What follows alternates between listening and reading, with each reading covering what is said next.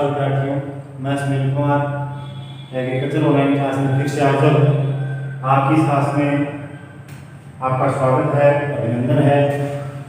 अपना जो टॉपिक चल रहा है प्रवर्धन प्रोपेगेशन, उसमें अपन ने जो प्रवर्धन जो है उसके बारे में पढ़ लिया था। मेन जो अगला पॉइंट था प्रवर्धन का विस्तार, उसमें पहला जो था मेन पॉइंट है अपना इसमें प्रवर्धन का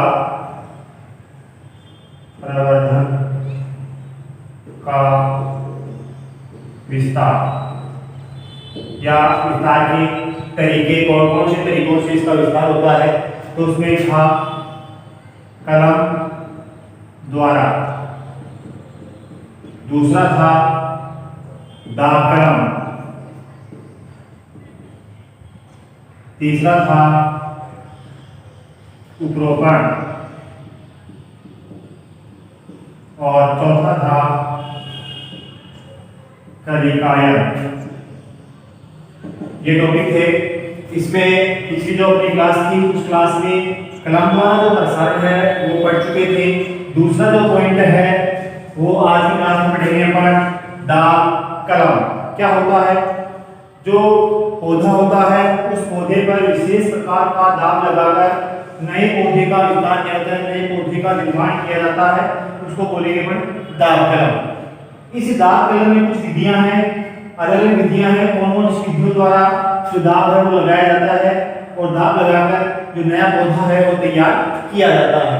इसमें पहला जो दाब विधि पे है वो है साधारण दाब। इसमें क्या होता है, दाब विधि जो है इसमें लगभग 9 से 10 माह पुरानी शाखा ली जाती है। क्या ली जाती है? शाखा ली जाती है। और उस शाखा जो है 9 से 10 माह पुरानी जो शाखा है उस शाखा के ऊपर लगभग 2.5 सेंटीमीटर छाल जो है वो अलग कर ली जाती है। कितनी? 2.5 सेंटीमीटर छाल हटा ली जाती है। उसके बाद में क्या करते हैं, उस शाखा को, कौन सी शाखा को, जो 9 से 10 माह पुरानी शाखा को ले ली है, जिससे 2.5 सेंटीमीटर जो छाल हटाई है उस भाग को अपन मृदा के अंदर दबा देते हैं। ठीक है। और उसके ऊपर 15 सेंटीमीटर, लगभग 15 सेंटीमीटर शाखा जो है ऊपर छोड़ देते हैं। कितनी शाखा छोड़ी ऊपर? 15 सेंटीमीटर लगभग जो है शाखा मृदा के ऊपर छोड़ दी जाती है।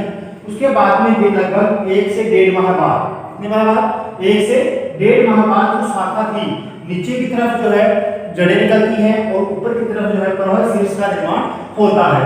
इस प्रकार से जो नई पौधा जो है वो तैयार हो जाता है। कितने समय बाद भी? 1 से 1.5 माह बाद।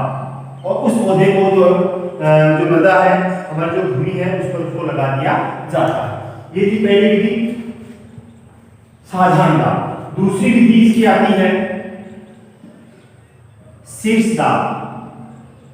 शीर्ष दाब, इस विधि में क्या लेंगे, पौधा जो है, पौधे का कौन सा भाग लेते हैं? शीर्ष भाग लेते हैं।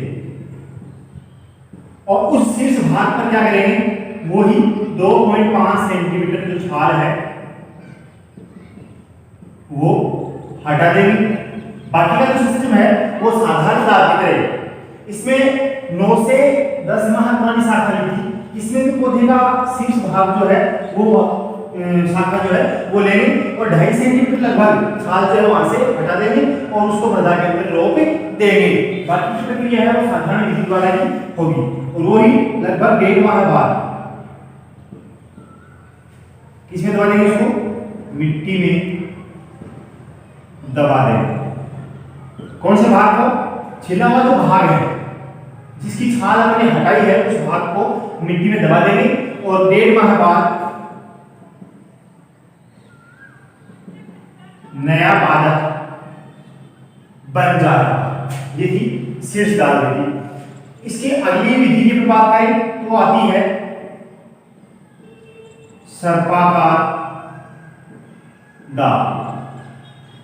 जब कुछ पौधे ऐसे होते हैं जिनकी शाखा जो है वो लंबी होती है, उसमें सर्पाकार विधि द्वारा, सर्पाकार दाब विधि द्वारा जो है वो नए पादप का निर्माण होता है।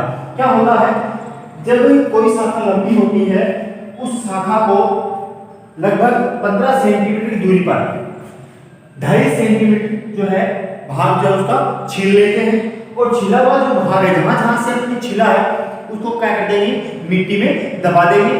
कुछ समय पश्चात 1 से 1.5 माह बाद नीचे की तरफ जड़ और ऊपर की तरफ जो है प्रवाह का निर्माण हो जाता है। उसके बाद में उसको क्या कर लेते हैं, अपन अलग कर लेते हैं। जैसे मान लीजिए ये पौधा है, ये पौधा है, इसका ये जो भाग है, ये जो भाग जो है, उस भाग लंबी जो शाखा है, उस शाखा को क्या करेंगे, पर मिट्टी में दबा देंगे।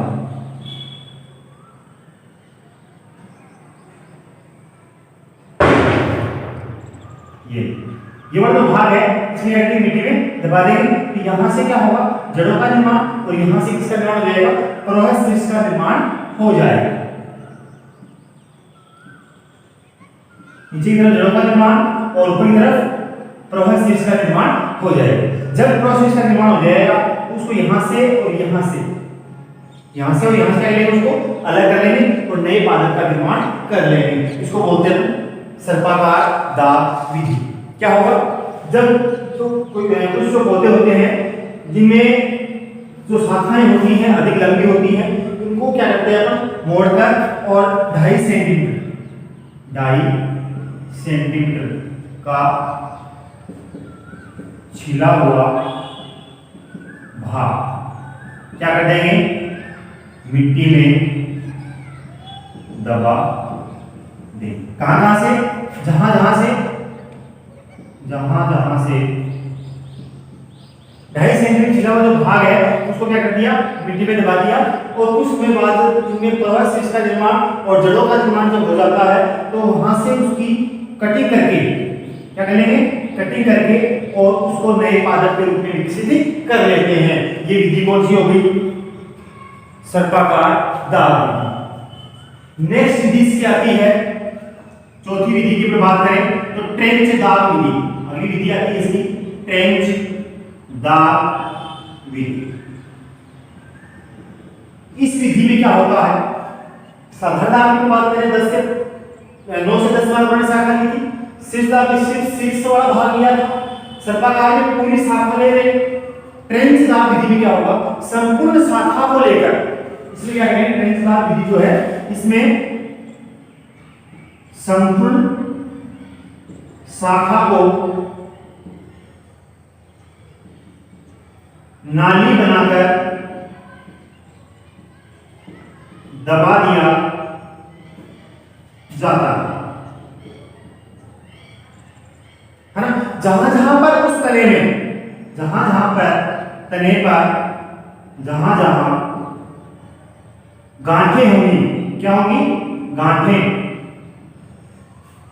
होंगी, वहां पर्लों है वह जड़ों का निर्माण हो जाता है। ठीक है, संपूर्ण शाखा लेंगे, नाली बनाएंगे और संपूर्ण शाखा को किसमें दबा देंगे, उस नाली के अंदर दबा देंगे।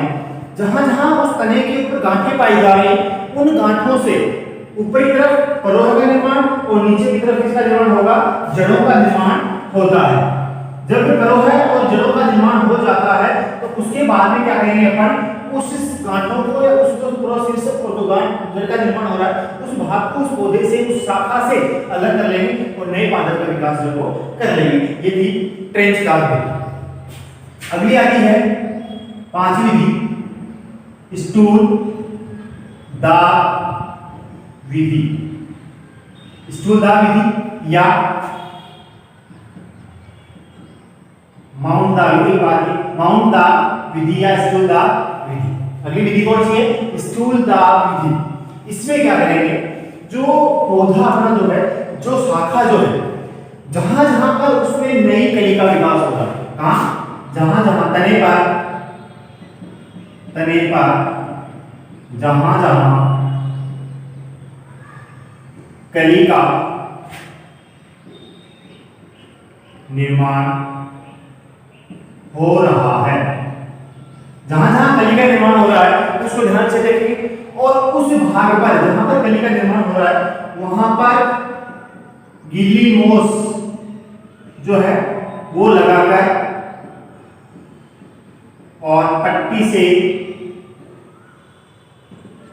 बांध देंगे, ठीक है। और उस जो गीली मोस वाला जो भाग है जहां पट्टी से हमने उसको बांधा है उसको निश्चित समय बाद जो है निश्चित समय अंतराल पर उसमें नमी रखते जाएंगे, नमी जो है वो बनाए रखेंगे। उस बांधे में जो भाग है उसमें किसका निर्माण हो जाएगा, ऊपर की तरफ प्रवाह का निर्माण हो जाएगा और नीचे की तरफ जो है वो जड़ का निर्माण हो जाता है। उसके बाद में जब जड़ और प्रवाह का निर्माण हो जाता है उस भाग को उस शाखा से क्या कर लेंगे, अलग कर ली जाती है और जो नया पौधा है वो तैयार कर लिया जाता है। ये था स्थूलदार विधि। एक विधि और आती है इसी से जुड़ी हुई है स्थूलदार विधि से, वो है गुट्टीदार विधि। गुट्टीदार विधि या वायुदार विधि। इस विधि क्या करेंगे, वायुदार विधि। तो दाब पर लगाएंगे वो कहां लगाएंगे, वायु में। वायु में कैसे लगाएंगे, जो पौधे वाला जो भाग होता है उस पौधे पर जो शाखा है उस शाखा में जहां जहां गांठें पाई जाती हैं उस गांठ के ऊपर सेम इसी से संबंधित है उस गांठ वाला जो भाग है उस गांठ वाले भाग पर मोस की जो लकड़ी है या जो जूट की जो बोरियां आती हैं वो बोरियां जो है वो लपेट दी जाती हैं, ठीक है। और उसके ऊपर बूंद बूंद द्वारा उसमें नमी बनाई जाती है। क्या करेंगे, वायु में स्थित शाखा पर मोस द्वारा बांध देते हैं। क्या करेंगे, मोस द्वारा उसको बांध देंगे और उसमें क्या रखेंगे, नमी बनाए रखेंगे, ठीक है। उसके बाद में कुछ समय बाद उस नमी वाले भाग पर या जो मांस अपने जो बांधा है, जो जूट की जो बोरी वगैरह आती है जहां पर बांधी है वहां पर किसका निर्माण हो जाएगा, जड़ व परलोह का निर्माण होने पर उस भाग को अलग कर रोपित कर देते हैं और नए जो पादप है उसका विकास हो जाता है। ये थी अपनी छठी विधि, गुट्टीदार विधि या वायुदार विधि। ये थी अपनी दार कलम के अंदर 6 विधियां हैं कुल। पहले साधारणदार, शीर्षदार, सर्पाकारदार, ट्रेंचदार, स्थूलदार और गुट्टीदार या वायुदार विधि। साधारणदार के अंदर हमने क्या ली थी, 9 से 10 साल पुरानी शाखा ली थी, उस शाखा पर 2.5 सेंटीमीटर जो छाल है वो हटा दी किसी तरफ से, फिर उस शाखा को 15 सेंटीमीटर ऊपर छोड़ देते हैं, वह रोपित कर देते हैं।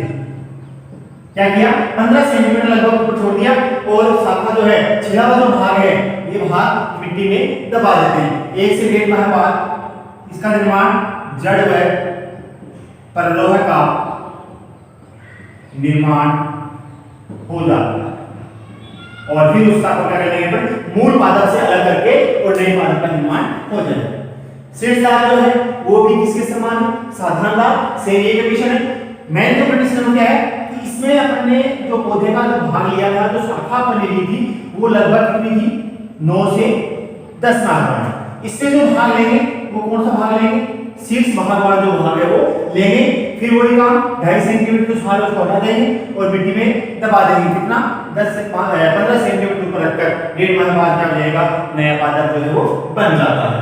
सर्पाकार विधि में जिसकी शाखा, जिन पादपों जिससे मिले गए उन पादपों की जिनकी शाखाएं लंबी है उस संपूर्ण शाखा को क्या करेंगे, कुछ दूरी पर जहां गांठें उसमें वहां से 2.5 सेंटीमीटर जो छाल है वो उसको छील लेंगे, हटा लेंगे और हटाने के बाद में जहां से अपने 2.5 सेंटीमीटर की जो छाल है वो हटाई है, वहां से क्या कर देंगे अपन उसको मिट्टी में दबा देंगे। मूल पौधे से अलग नहीं करी अपन ने, मूल पौधे के साथ जुड़ी हुई है, लेकिन जहां जहां से अपने 2.5 सेंटीमीटर की छाल है वो हटाई है, उस भाग को क्या कर देंगे जगह जगह से मिट्टी में दबा देंगे।